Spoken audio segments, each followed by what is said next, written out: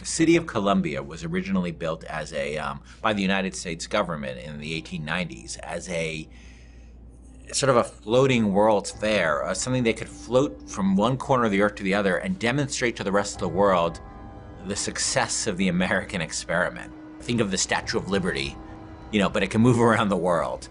And what happened was there was a power struggle within Columbia.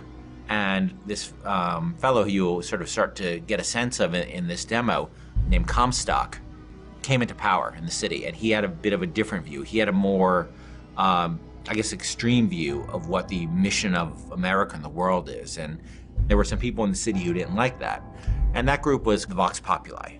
And it started as a sort of a resistance, almost like a student movement against, the founders, the founders group that Comstock led, as, working to help, to unionize workers, to protect the rights of minorities, things like that within the city. But as the conflict between the founders and the Vox Populi got more extreme, each side started sort of ramping up their actions.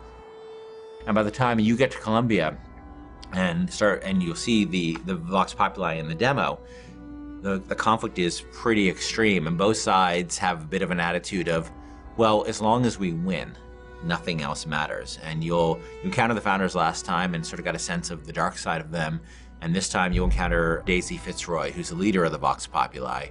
You'll hear her speaking, and you'll see her people at work, and what they're doing is they're essentially cleansing a portion of the city, moving the founders out of a portion of the city, a rich part of the city, and coming in themselves, and it's not a pretty picture to behold.